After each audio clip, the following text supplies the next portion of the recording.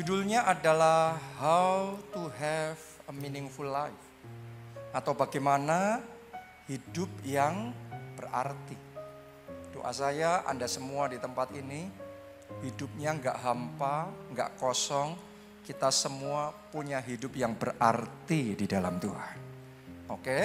Dan untuk kita punya hidup yang berarti di dalam Tuhan, yang pertama yang hari ini kita akan bahas dan pelajari adalah kita perlu punya visi untuk sukses kekal. Jadi bukan cuma visi untuk sukses di dunia, tapi lebih daripada itu visi untuk sukses kekal. Sukses di bumi, yes. Doa saya Anda semua di tempat ini sukses di bumi. Tapi lebih daripada itu sukses di surga. Oke, makanya kita akan belajar tentang yang namanya kekekalan.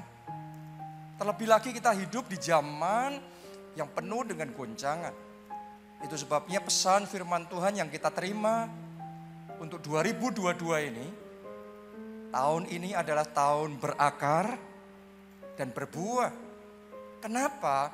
Karena dalam doa saya itu diperlihatkan sama Tuhan, tahun ini akan ada banyak goncangan, banyak tantangan. Saya sudah sampaikan sama saudara sejak Januari, sejak awal tahun ini. Akan banyak angin ribut, akan banyak hujan, akan banyak banjir. Maksud saya bukan sekedar secara jasmani ya, tapi ini angin persoalan, hujan masalah, banjir tantangan. Dan saudara bisa melihat bagaimana gejolak demi gejolak terus terjadi. Ya sejak dari awal tahun sampai sekarang pandemi juga walaupun sudah lebih membaik ya, tapi grafik masih naik turun. Manusia sudah berusaha menyelesaikan dengan semua yang bisa dilakukan. Vaksin sudah disuntik semuanya, tapi Anda bisa melihat di negara-negara yang maju di dunia, yang tingkat vaksinasinya hebat sekali. Tapi tantangannya justru lebih besar. Ya, jadi manusia terbatas. Sekarang cuma berharapnya adalah virusnya bermutasinya gak tambah ganas tapi tambah ringan. Jadi itu cuma pengharapan itu aja pada akhirnya. Saya mau ngomong sama saudara, manusia terbatas tapi Tuhanmu tidak terbatas. Yesus kita tidak terbatas. Dia sanggup kerjakan segala perkara. Amin. Haleluya. Nah, kita harus sadar, makanya berakar. Tahun ini kita harus berakar. Banyak goncangan-goncangan yang akan terjadi. Anda bisa melihat tahun ini banyak sekali orang yang jadi korban investasi bodong. Benar nggak? Ini ribut di mana-mana. Ya. Jadi tantangan banyak. Belum lagi tiba-tiba perang muncul. Dan kalau ini tidak terkendali, bisa melebar kemana-mana, dampaknya masif sekali. Saya dapat video beberapa waktu yang lalu, Presiden kita sudah memperingatkan, hati-hati karena inflasi bisa tinggi sekali. Padahal dunia belum pulih dari resesi ekonomi akibat pandemi. Jadi ada kemungkinan yang akan berkepanjangan tantangan yang akan terjadi. Kemarin kita di Jakarta juga ngalami juga angin puting beliung, benar nggak? Ya kenceng sekali. Saya ngelihat dari apartemen saya ngomong sama istri saya belum pernah saya ngelihat selama saya di Jakarta yang kayak kemarin itu. Kenceng sekali. Ya jadi kita nggak tahu lagi nanti Maret ini apa, April apa dan seterusnya. Dan saya dikasih tahu sama Tuhan kalau kita nggak berakar, orang-orang yang nggak berakar kayak pohon ketika anginnya kenceng, maka dia bisa tercabut dan roboh. Tapi kalau kita punya akar yang kuat, anginnya boleh kenceng, hujannya boleh deras, banjirnya boleh besar. Saya berdoa Anda semua jemaat keluarga Allah, kita semua akan tetap kokoh berdiri sebab Tuhan yang meneguhkan kita, sebab Tuhan yang menopang kehidupan kita. Amin. Karena itu dalam situasi seperti ini jangan hanya melihat apa yang ada di dunia, saya ajak saudara untuk melihat kekekalan. Fokuskan perhatian saudara bukan pada perkara-perkara yang di bawah, tapi pada perkara-perkara yang di atas. Saya ajak kita semua lebih banyak mendekatkan hidup kita sama Tuhan. Itu satu akar yang paling kuat yang harus kita punya dalam hidup kita. Tanpa Tuhan kita tidak mampu, tapi bersama Tuhan kita dimampukan. Haleluya. Nah, mari kita lihat seperti apa kehidupan orang kalau fokusnya salah. Fokusnya sama perkara di bawah. Kita baca Filipi 3 ayat 5 sampai ayat yang ke-6. Ini adalah perkataan dari Saulus sebelum dia menjadi Paulus. Jadi waktu hidupnya masih di luar Tuhan, hidupnya masih duniawi. Dia ngomong begini tentang dirinya sendiri. Tentang dirinya sendiri ayat yang kelima. Disunat pada hari ke-8 dari bangsa Israel, dari suku Benyamin, orang Ibrani asli. Anda harus ngerti ketika mereka ngomong gitu tuh mereka pride-nya tinggi sekali. Saya sudah ketemu sama orang-orang Yahudi, saudaraku, mereka nganggep bangsa mereka tuh lebih dari semua bangsa di bumi. Jadi mereka ini sudah ngomong, ini aku ini. Ya, tentang pendirian terhadap hukum Taurat, aku orang Farisi.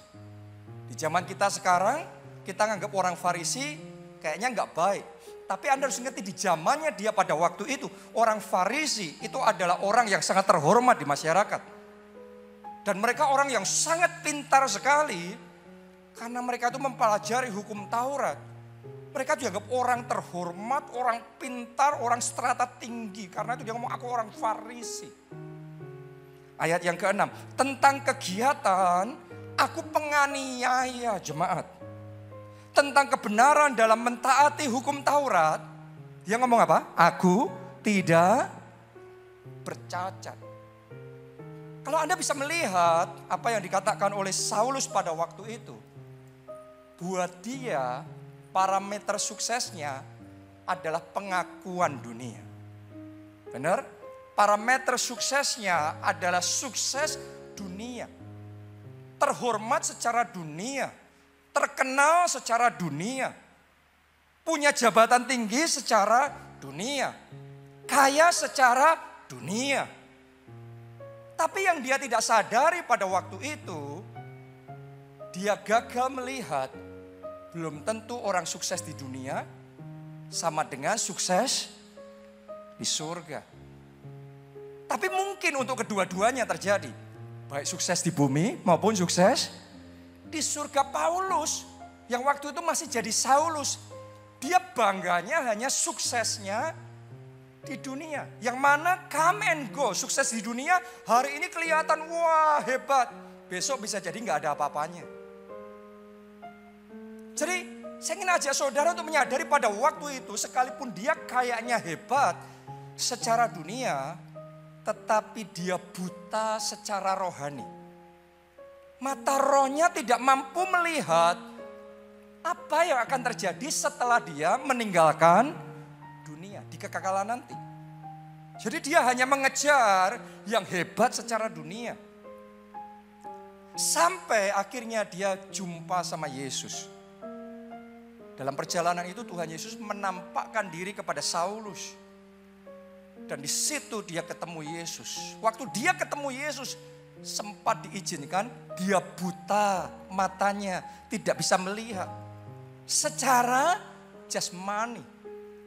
Tapi tahukah saudara, di saat yang sama Tuhan mengizinkan matanya buta secara jasmani, di sisi yang lain mata rohnya yang tadinya buta sekarang dicelikkan dan melihat bahwa dia sadar di dalam Yesus ada keselamatan.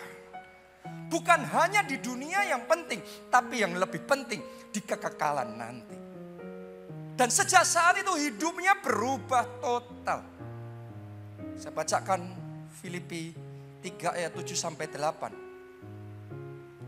Saulus yang sama sekarang jadi Paulus, dia ngomong begini. Tetapi apa yang dahulu merupakan keuntungan bagiku, sekarang kuanggap rugi karena Kristus. Malahan segala sesuatu yang kuanggap rugi karena pengenalan akan Kristus. Yesus Tuhanku lebih mulia daripada semuanya. Oleh karena dialah aku telah melepaskan semuanya itu dan menganggapnya sampah supaya aku memperoleh Kristus. Wow. Jadi Anda bisa melihat turnaround-nya. Anda bisa merasakan perbedaannya, perubahan yang drastis sekali. Yang dianggap dan dibanggakan dia hebat. Dulu aku begini, dulu aku begitu. Dia ngomong sekarang semuanya itu sampah. Dulu ku anggap keuntungan, sekarang ku anggap sampah. Tapi yang dulu ku anggap sampah, kayaknya yang rohani nggak penting. Kayaknya bicara kekekalan ketika dengar khotbah kayak gini, kayaknya ini bukan buat saya. Ini nggak penting. Yang penting sekarang hidup saya sekarang. Dulu Saulus ngomong begitu dalam hatinya. Tetapi ketika mata rohaninya dicelikkan, dia ngomong sekarang semuanya kuanggap lebih mulia dari segala sesuatu. Doa saya sementara firman ini disampaikan, mata rohani kita dicelikkan oleh Tuhan. Amin. Karena kalau mata rohani kita nggak dicelikkan, kita akan dengar firman kayak gini, firman tentang kekekalan ini sampah. Tapi kalau mata rohani kita dicelikkan, saya berdoa akan bangkit Paulus dari tempat ini. Hidup kita akan berubah karena yang dulu sampah sekarang kita anggap mulia. Kita anggap adalah sebagai keuntungan. Orang Kristen, anak-anak Tuhan, saudara yang cuma mikir hidupnya yang penting yang di dunia, pasti berbeda dengan anak-anak Tuhan yang ngerti dan percaya benar bahwa setelah ke dunia ini akan ada yang namanya kekekalan. Akan ada yang namanya surga dan neraka. Cara menjalani hidupnya pasti berbeda. Suami dalam kehidupan rumah tangganya, selingkuh nggak selingkuh, itu seringkali juga ditentukan apakah kita hanya melihat hidup di dunia atau di kekekalan nanti. Dalam pekerjaan, kita mencuri, tidak mencuri, korupsi, tidak korupsi. Seandainya itu bisa, pasti keputusannya berbeda kalau mata rohani kita sudah terbuka melihat kekekalan nanti. Apa yang kita lakukan sekarang, tiba-tiba kita bisa buang jadi sampah. Karena kita melihat ada yang lebih mulia di sana. Saya berdoa mata roh saudara dibukakan oleh Tuhan. Mata roh kita dicelikkan oleh Tuhan. Sehingga kita bisa melihat apa yang Tuhan sediakan bagi kita. Amin. Saya dididik sama Tuhan dalam hal ini. Sekian tahun yang lalu, waktu saya masih umur sekitar 20-an tahun, saya itu pernah punya keinginan kuat sekali untuk punya mobil baru. Terus saya ngomong sama mama saya, dan mama saya ngomong oke. Dia ajak saya untuk lihat di beberapa dealer mobil, ngelihat mobil yang baru. Sampai akhirnya saya datang ke showroom Honda, dan ketika saya ngelihat, wow, saya langsung jatuh cinta dengan apa yang saya lihat di depan saya waktu itu. Mobil Honda Accord. Sudah tahu sampai sekarang pun kan mentereng sekali. Saya senang sekali, apalagi waktu itu di showroom kan memang diatur supaya kelihatan keren kan. Ya, jadi saya senang sekali, ini luar biasa. Dan mama saya di samping saya ngomong begini, kamu suka? Kamu mau? Kalau kamu mau, kita beli itu. Saya mau tanya sama saudara, kalau saudara sudah sangat kepingin mobil itu, terus kemudian orang tua saudara ngomong kalau kamu mau kita beli, Anda jawabannya apa? Langsung yes, ini mujizat dari Tuhan. Tapi entah gimana dalam hati saya pada waktu itu ada kayak dorongan dalam hati. Saya ngomong sama mama saya, Ma, saya mau berdoa dulu. Mujizat di depan mata loh. Tapi saya ngomong saya mau berdoa dulu. Ya sudah, akhirnya kita pulang. Saya ambil berapa waktu untuk berdoa. Dan ketika saya berdoa kayak di hati saya saya tuh ngerasain gak ada lampu hijau dari Tuhan, tapi juga gak dikasih lampu merah sama Tuhan. Jadi kayak saya impresi dalam roh yang saya bisa rasakan Tuhan tuh kayak gini aja. Ya kalau kamu mau ambil itu terserah. Tapi itu bukan yang Tuhan inginkan buat saya waktu itu. Jadi kayak Tuhan ya sudah. Nggak dilarang sih, bukan dosa sih. Kan nggak mencuri. Kan dikasih sama orang tua. Tapi rasanya Tuhan ngomong belum waktunya. Saya ngerasain kayak di hati saya, Tuhan mau saya, bukan itu yang Tuhan mau intinya. Waktu saya doa sampai di satu titik saya ngerti. Ternyata memang bukan ini yang Tuhan mau. Akhirnya saya datang sama mama saya dan saya ngomong, Ma, aku gak jadi beli mobil. Mama saya kaget dan tanya, loh kenapa? Saya waktu itu jawabnya sih gak ada apa-apa. Tapi saya ketika selesai jawab itu sama mama saya ngerasain di hati itu lega. Di hati itu penuh dengan ucapan syukur. Dan saya bisa ngerasain dalam roh saya Tuhan itu disukakan. Ternyata saya lebih memilih apa yang Tuhan mau daripada apa yang saya mau. Saya lebih memilih perkenanan Tuhan daripada sekedar dapat mobil. Dan ternyata yang kayak gitu menyenangkan hati Tuhan. Secara manusia saya rugi, menurut dunia saya rugi karena harusnya saya bisa dapat mobil, apalagi anak muda umur 20-an tahun kan, wah pakai Honda Accord keren sekali. Tapi secara roh Tuhan disukakan. Pilih mana saudara? Pilih Honda Accord? Atau mungkin lebih keren lagi pilih BMW, Mercedes-Benz, Ferrari? Atau pilih perkenanan Tuhan? Saya tanya sekarang, siapa pilih Honda Accord atau Mercedes-Benz? Siapa pilih mobilnya? Angkat tangan. Gak ada. Gak ada yang ngaku. Di gereja. Siapa mau perkenanan Tuhan? Boleh angkat tangan. Jemaat keluarga lah jempolan semuanya. Ayo kita kasih tepuk tangannya boleh yang paling meriah buat Tuhan kita. Dan saya ngerasain Tuhan disukakan. Tapi saya ngomong begini sama saudara. Di situ saya dapat hatinya Tuhan. Dan saya bisa ngomong dari sejak saat itu sampai hari ini. Tuhan Allahku itu setia. Kalau kita tahu bagaimana menyenangkan hati Tuhan. Matius 6 ayat 33. Carilah terlebih dahulu kerajaan Allah dan kebenarannya. Menangkan hati Tuhan dulu. Senangkan hati Tuhan dulu. Nanti semuanya ditambahkan kepadamu. Saya mau ngomong sama Tuhan, semuanya yang ditambahkan itu bukan goalnya kita. Bukan mobil goalnya kita, bukan rumah mewah goalnya kita, bukan uang harta goalnya kita, tapi menyenangkan hati Tuhan goalnya kita. Karena kalau saudara menyenangkan hati Tuhan, besar upahmu di surga. Amin. Engkau menyimpan harta dalam kerajaan surga. Tapi Tuhan juga tidak lupa. Kalau Anda menyenangkan hati Tuhan, firman-Nya berjanji semuanya ditambahkan. Jadinya dapatnya bonus. Saya bersaksi sama saudara sejak dari saat itu sampai sekarang. Selama 20 tahunan ini. Dari sejak waktu itu sampai sekarang. Ya, tidak henti-hentinya Tuhan itu memberkati saya. Dengan mobil, demi mobil, demi mobil. Lebih dari yang saya pikirkan dan bayangkan. Tuhan berkati luar biasa. Bahkan saya bersaksi ya saudara. Minggu lalu, baru kejadian persis 7 hari yang lalu. Minggu lalu, hari Minggu juga.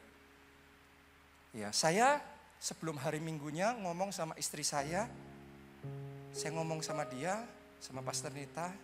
Sayang, saya kok kepingin ganti mobil baru. Terus saya lihat di internet, ya beberapa mobil. Terus saya ngomong, ini saya mau, ini saya suka. Sudah selesai ngomong begitu. Hari Minggu kemarin tiba-tiba ada satu jemaat datang ketemu sama saya dan cerita Tuhan bangunkan jam 3 pagi. Hanya untuk ngomong, kamu ganti mobilnya Pastor Jonathan. persis yang saya mau Tuhan berikan. Dengan caranya yang ajaib. Jadi Tuhan itu mau ngelihat hati kita itu ngejarnya mobilnya, uangnya, hartanya. Kalau itu yang kau kejar belum tentu dapat. Kalau dapat pun cuma dapat yang di dunia. Tapi kalau engkau kejar perkenanan Tuhan, saya mau ngomong sama saudara, Anda dapat harta di surga. Anda juga dikasih bonus yang di dunia. Anda diberkati di bumi dan di surga. Boleh katakan amin. Tepuk tangannya boleh yang paling meriah buat Tuhan kita. Amin. Jadi hari ini kejar perkenanan Tuhan. Kejar menyenangkan hati Tuhan. Lebih dari segalanya, Tuhan jadikan dia nomor satu dalam hidup saudara. Punya visi bukan hanya sukses di dunia, tapi punya visi sukses kekal. Boleh katakan amin saudara. Ayo kita baca di dalam Lukas 16 ayatnya yang ke-19 sampai 25. Ada seorang kaya yang selalu berpakaian jubah ungu dan kain halus, dan setiap hari ia bersukaria dalam kemewahan. Dan ada seorang pengemis bernama Lazarus, badannya penuh dengan borok, berbaring dekat pintu rumah orang kaya itu, dan ingin menghilangkan laparnya dengan apa yang jatuh dari meja orang kaya itu. Malahan anjing-anjing datang menjilat boroknya. Kemudian matilah orang miskin itu, lalu dibawa oleh malaikat-malaikat ke pangkuan Abraham. Orang kaya itu juga mati, lalu dikubur. Dan sementara ia menderita sengsara di alam maut, ia memandang ke atas. Dan dari jauh dilihatnya Abraham dan Lazarus duduk di pangkuannya. Lalu ia berseru katanya, Bapak Abraham, kasihanilah aku, suruhlah Lazarus supaya ia mencelupkan ujung jarinya ke dalam air dan menyejukkan lidahku, sebab aku sangat kesakitan dalam nyala api ini. Tetapi Abraham berkata, Anak, ingatlah bahwa engkau telah menerima segala yang baik sewaktu hidupmu, sedangkan Lazarus segala yang buruk. Sekarang ia mendapat hiburan dan engkau sangat menderita. Sampai di situ pembacaan kita. Ada 3 karakter, 3 personal di dalam kisah ini. Siapa? Orang kaya, Lazarus, dan Bapak Abraham. Kita mulai yang pertama dulu. Orang kaya. Dia adalah gambaran orang yang sukses di bumi, tapi gagal di surga.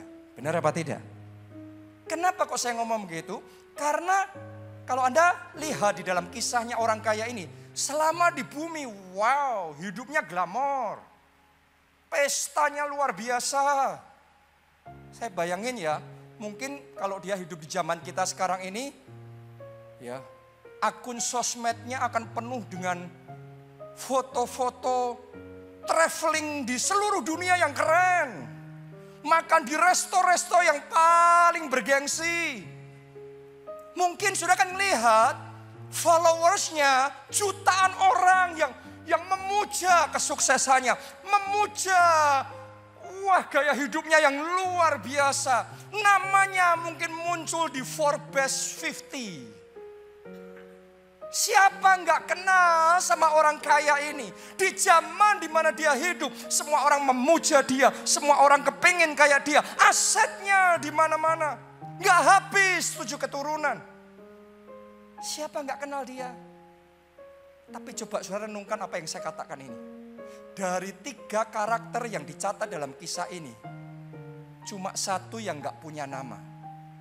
Orang kaya ini. Pengemis pun masih disebut namanya Lazarus. Benar apa tidak? Tapi bagaimana mungkin orang sekaya, orang sehebat, orang setenar itu akhirnya tanpa nama. Anda ngerti gak kenapa? Karena dia satu-satunya orang dalam kisah itu yang namanya tidak tercatat dalam kitab anak domba, dalam kitab kehidupan. Dan karena namanya nggak tercatat dalam kitab kehidupan, semua kekayaan di dunia tidak ada apa-apanya. become nothing. Dia kaya di dunia, tapi di kekekalan dia dimiskinkan. Dia dibuat tanpa nama, reputasinya nggak ada artinya apa-apa. Karena waktu dia hidup di dunia, dia hanya melihat apa yang penting, apa yang hebat dilakukan selama hidup di dunia. Saya berdoa, saudara nggak iri sama orang-orang yang glamor hidupnya, sukses hebat, wah followernya jutaan.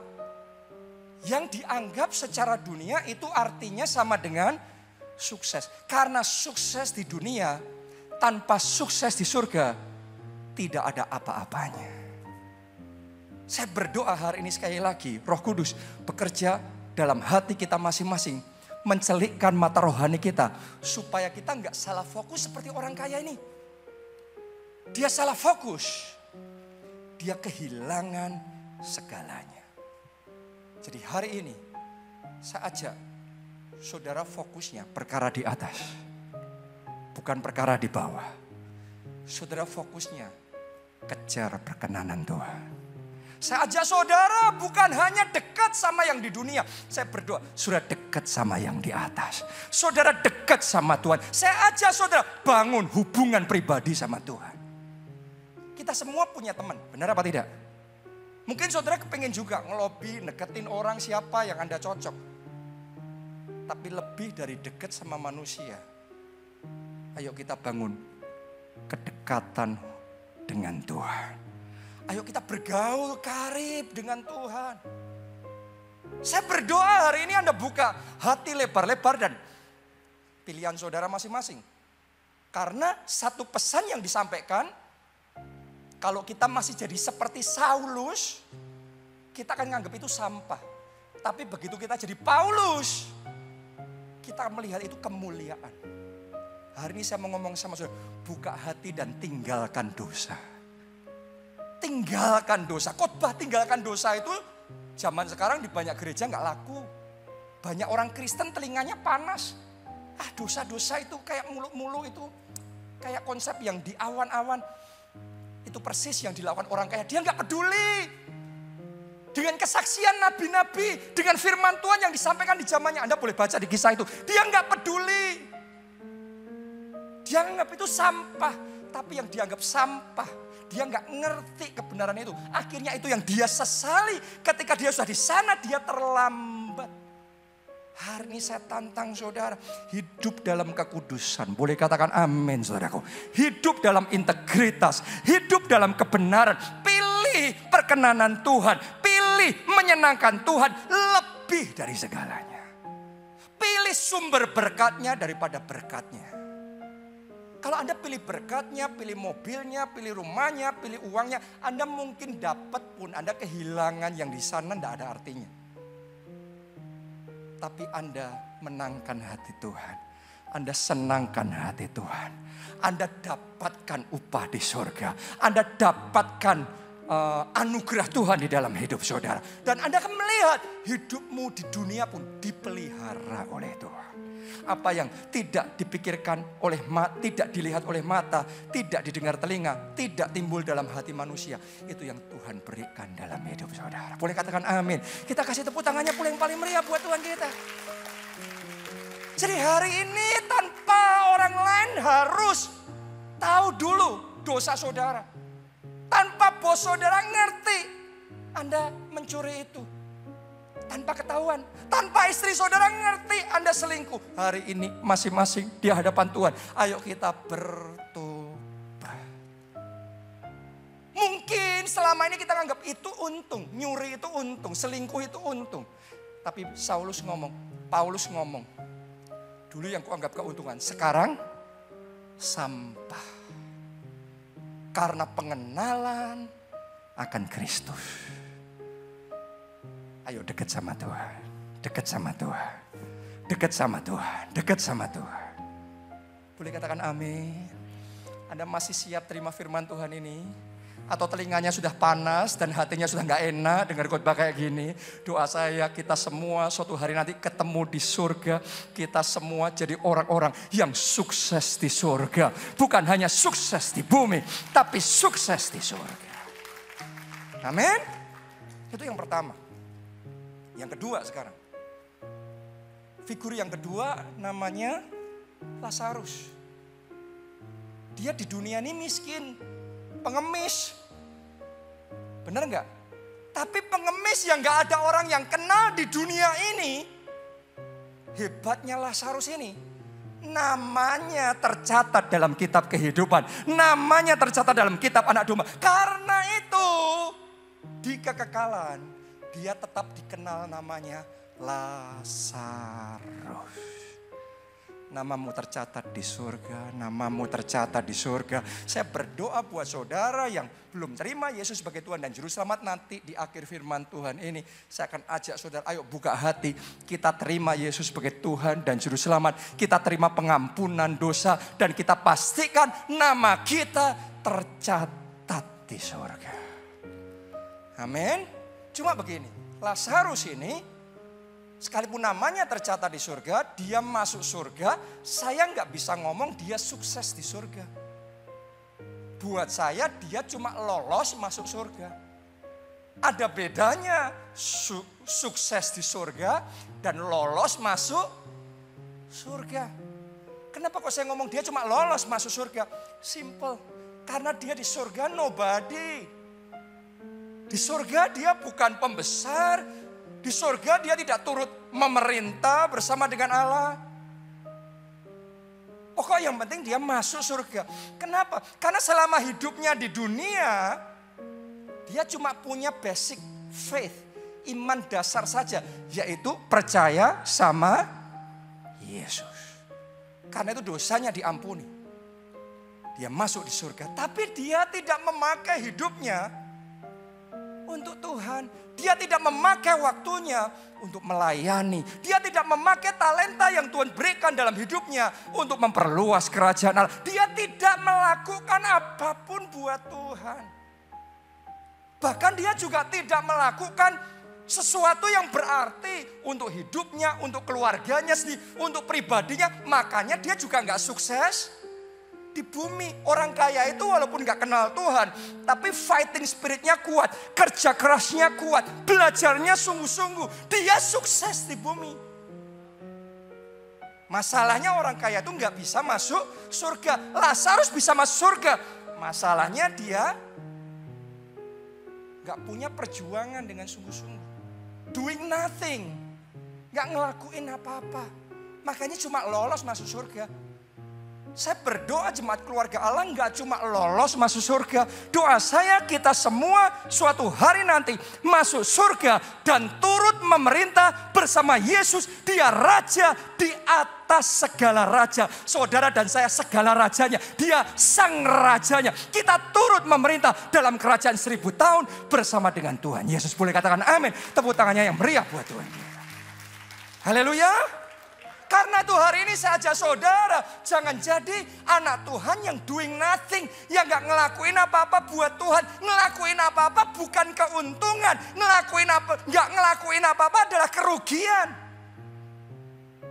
Pakai waktumu melayani Tuhan. Mulai berjuang, bersaksi, selamatkan jiwa.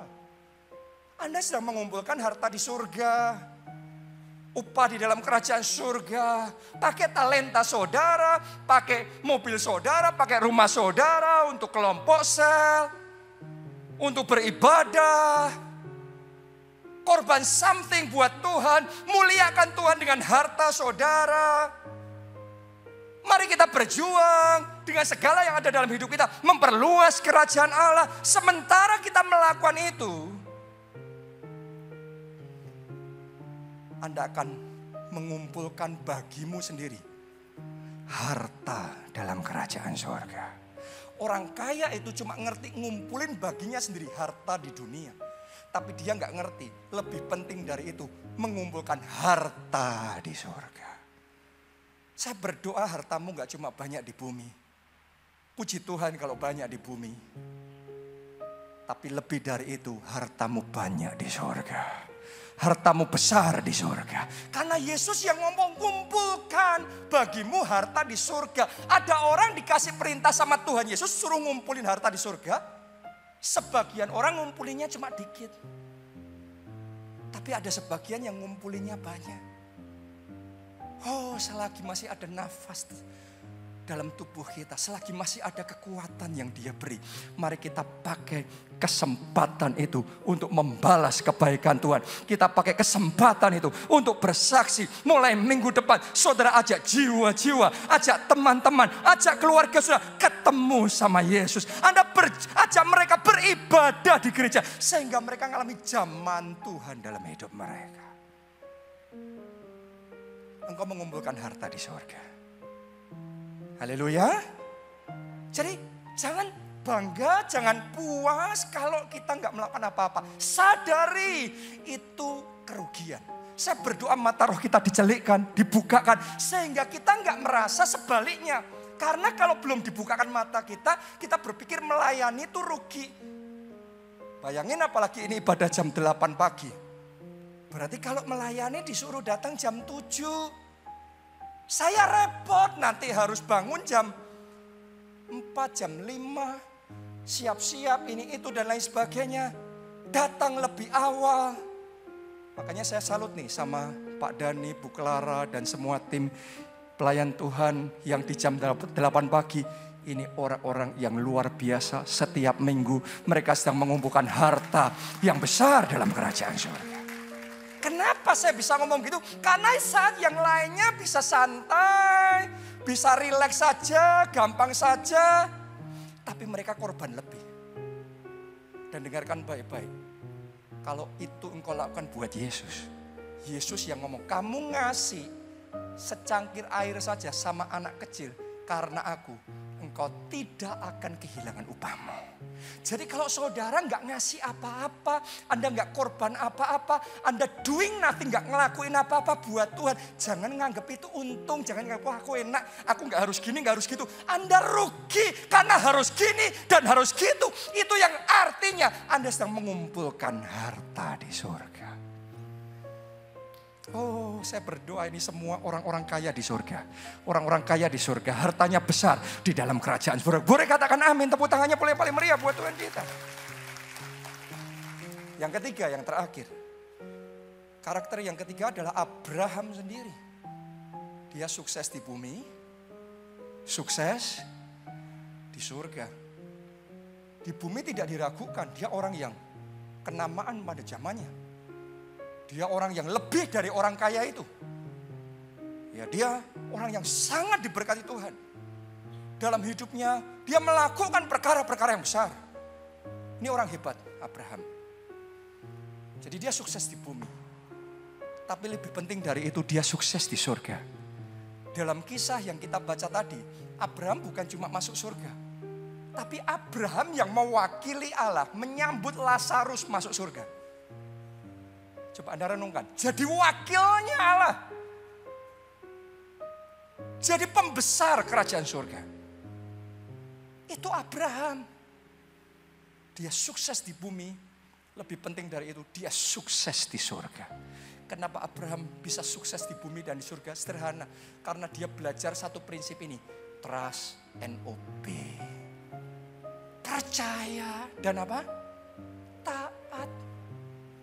Masih ingat gak saudara, Tuhan suruh Abraham, pergi kamu dari tempatmu ke tempat yang akan aku tunjukkan.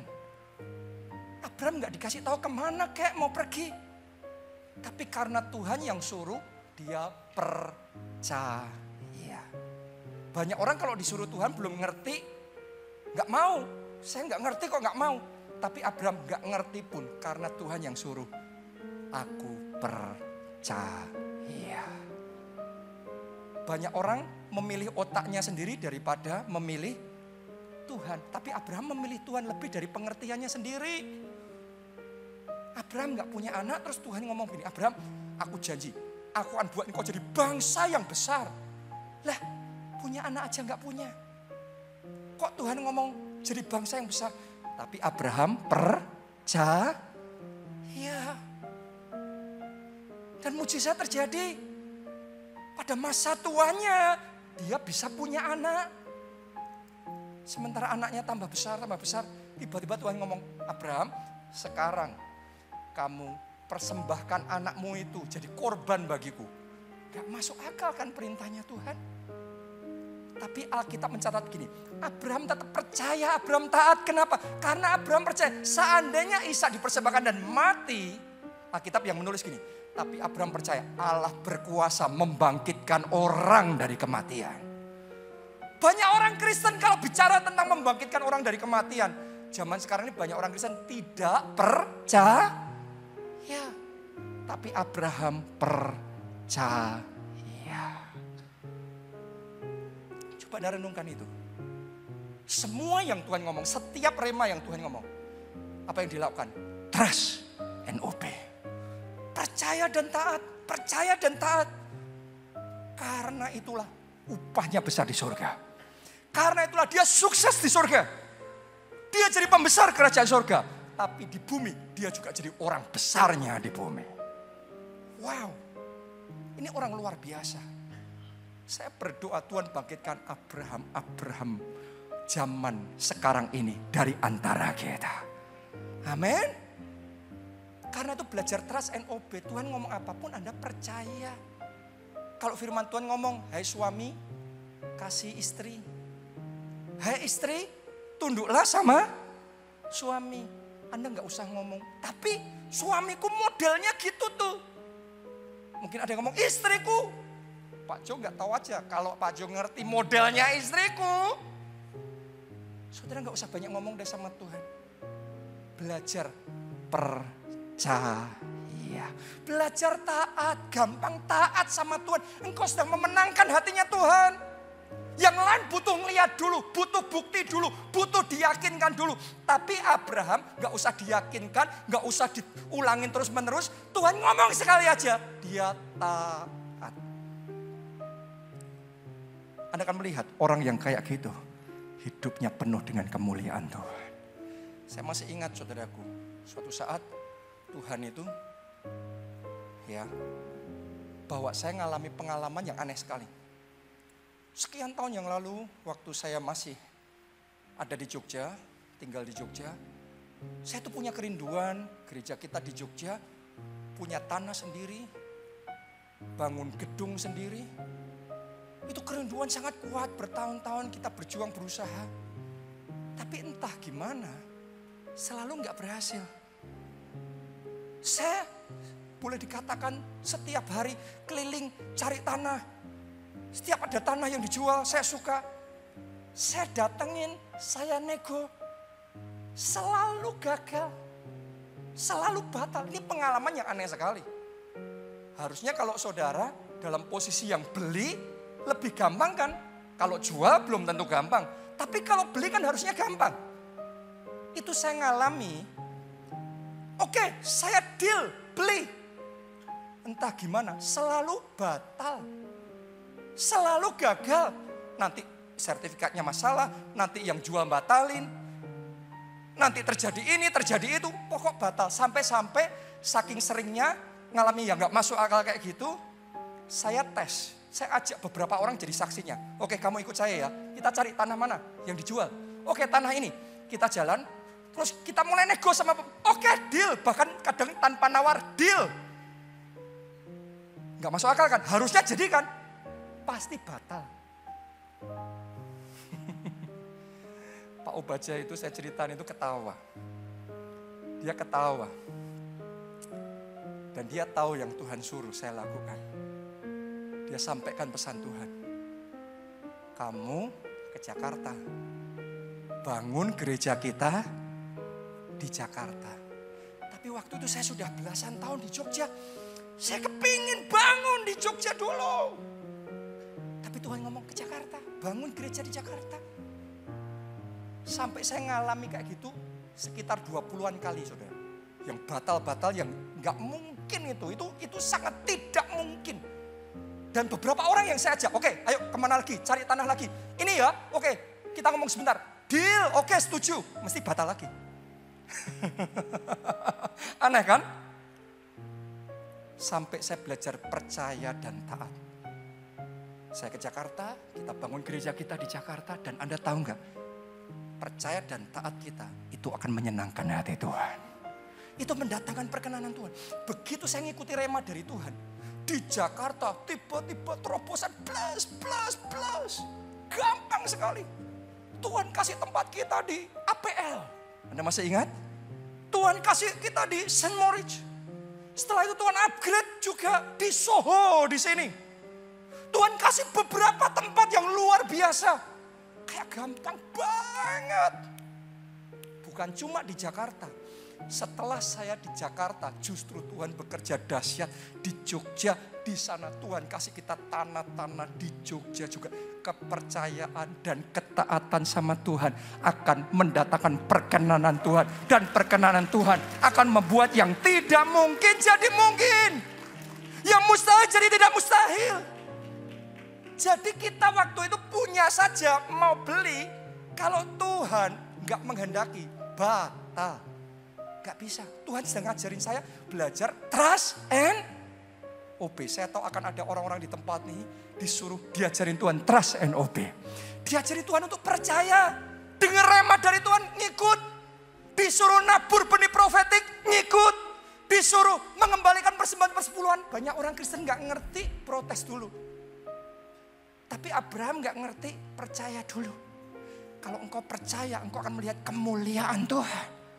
Engkau akan punya kesaksian-kesaksian, pengalaman-pengalaman yang ajaib. Yang engkau tahu itu nggak mungkin manusia. Itu hanya Tuhan yang bekerja dalam hidup kita. Anda mau mengalami pengalaman pribadi bersama dengan Tuhan? Anda mau belajar percaya dan taat? Mari bangkit berdiri.